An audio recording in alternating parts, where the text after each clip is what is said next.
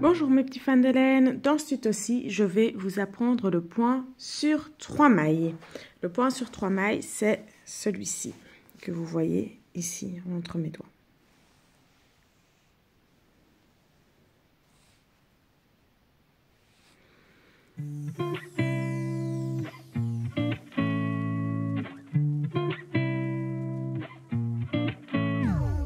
Alors le point sur 3 mailles, c'est un point qui est facile, mais qui demande une certaine technique.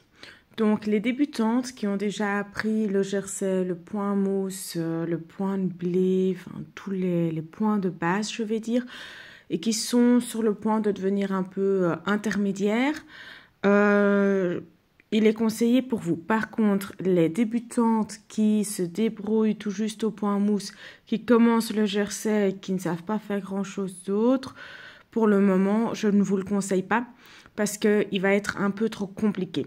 Donc, je vous conseille d'apprendre d'abord tous les autres points et puis vous pourrez vous mettre à celui-ci et vous verrez, vous aurez plein de plaisir avec. Alors, c'est un point de côte. Donc, c'est dans la même idée que les côtes de 2, les côtes 1 et tout ça.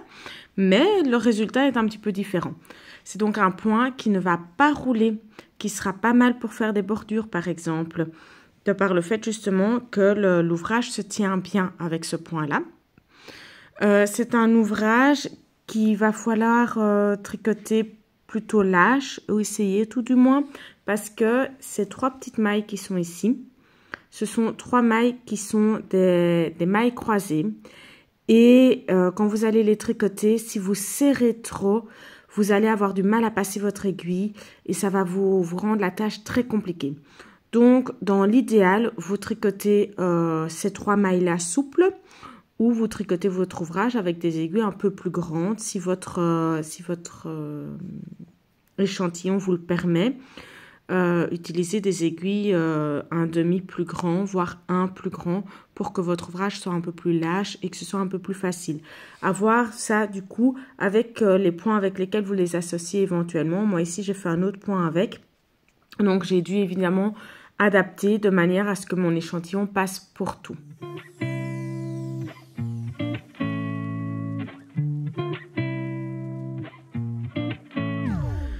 Pour ce qui est des ouvrages que vous pouvez faire avec ce point, donc je rappelle que c'est ce point ici entre mes doigts. Vous pouvez faire tout ce qui est bordure d'ouvrage, évidemment. Vous pouvez sans problème faire la bordure d'un pull, par exemple, avec ce point-ci, ou la bordure d'une couverture. Ça pose aucun souci, vu que c'est un point de côte. Il sera parfait pour éviter que ça roule et ça changera un peu des habituelles côtes de 2 qu'on fait d'habitude. Vous pouvez aussi faire une couverture. Moi, c'est ce que je fais ici. Je l'ai associé à un autre point pour pouvoir faire une couverture. Et mes côtes ici me servent à tenir mon ouvrage bien à plat parce que comme vous voyez, le point de base, c'est du jersey. Et donc, évidemment, ça a tendance à rouler. Donc, j'ai fait ces petites côtes sur le côté pour éviter que ça ne roule. Maintenant, vous pouvez faire une couverture rien qu'avec ce point-ci. C'est faisable aussi. Ça peut peut-être être très joli. Vous pouvez faire une écharpe avec. Vous pouvez faire d'autres ouvrages comme des pulls, des gilets, des petits t-shirts ou des petits tops pour l'été avec, mais vous allez peut-être devoir vous adapter au niveau des diminutions et des augmentations parce que nos 3 petites mailles croisées, ce sont 3 petites mailles qui doivent aller ensemble pour pouvoir continuer le point. Elles sont inséparables. Donc, si vous voulez faire vos diminutions et vos augmentations, vous allez devoir les prendre en compte pour que votre point tombe bien. Mais vous pourriez imaginer faire ce point-ci sur le milieu de votre ouvrage et faire un autre point, un jersey par exemple, sur le reste pour que vos diminutions puissent tomber correctement. Ce serait faisable.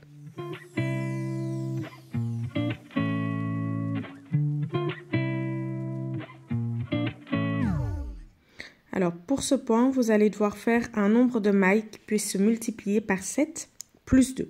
Donc, moi, ici, j'ai fait 14 mailles plus 2, 16. Donc, j'en ai fait 16 au total. 7 fois 2, ça nous fait 14 et 2 mailles supplémentaires. Alors, j'ai déjà commencé le point sur quelques rangs pour que vous voyez un petit peu. Bon, ça ne rend pas encore grand-chose maintenant parce qu'il n'y a que quelques rangs.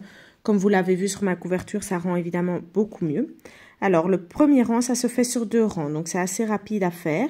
Le premier rang, vous allez commencer par faire 2 mailles à l'envers.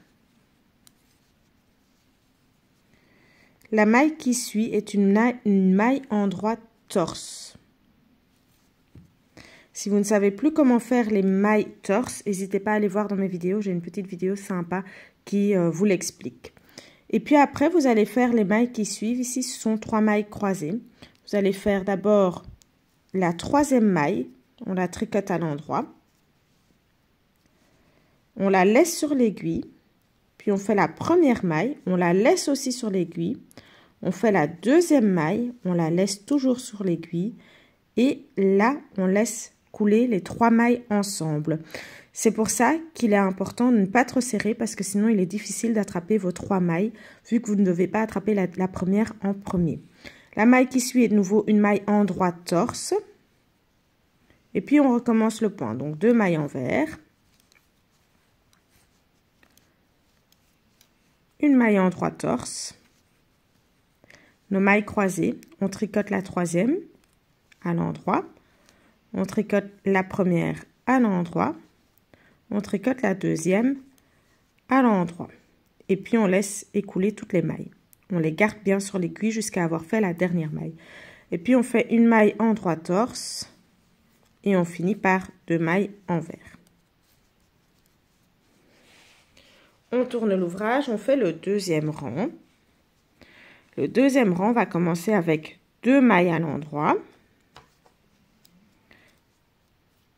Une maille envers torse. Si vous ne savez pas comment la faire, je vous conseille d'aller voir dans mes vidéos. J'ai une petite vidéo qui vous explique comment faire les mailles torse. Et puis on est de nouveau sur nos mailles croisées qu'on va faire à l'envers. On va commencer par la 2e. On tricote la 2e maille à l'envers. On la laisse sur l'aiguille. On vient chercher la 3e maille, on la tricote à l'envers. Et puis on vient rechercher la première maille et on la tricote à l'envers. Et donc là, si vous n'êtes pas assez souple, eh ben, vous n'y arrivez pas. On fait une maille envers torse. Et puis on recommence. 2 mailles endroit. Une maille envers torse. La 2e maille de nos mailles croisées à l'envers qu'on laisse sur l'aiguille. La 3e maille de nos mailles croisées à l'envers, on la laisse sur l'aiguille aussi. Et puis on vient chercher la première et on tricote la première et on peut tout écouler ensemble, les 3 ensemble. Et puis on vient faire notre maille torse. Et enfin 2 mailles, oula, je viens d'en perdre une. On va la récupérer. On vient faire donc nos 2 mailles à l'endroit. Et puis on recommence ces 2 rangs autant de fois que nécessaire jusqu'à arriver à la fin du point. Donc vous voyez que c'est un point très facile. Si vous voulez qu'il donne, parce que vous voyez il y a des petits jours du coup dans ce point. Si vous voulez que ces jours soient plus visibles, ça peut être très très joli. Vous pouvez utiliser une pâte mouille et votre fer à repasser. Donc vous mettez votre fer à repasser sur le programme le moins fort. Vous mettez votre pâte mouille sur votre ouvrage et puis vous venez avec votre fer, vous le passez simplement dessus. Vous n'utilisez pas la vapeur ni rien du tout, juste passez le fer par au-dessus. Ça va aplatir un peu votre ouvrage et ça fera en sorte que ces petits jours ressortent un petit peu plus. Et ça donne un effet qui est quand même assez joli aussi. Voilà, j'espère vous voir pour ma prochaine vidéo. Ciao, ciao!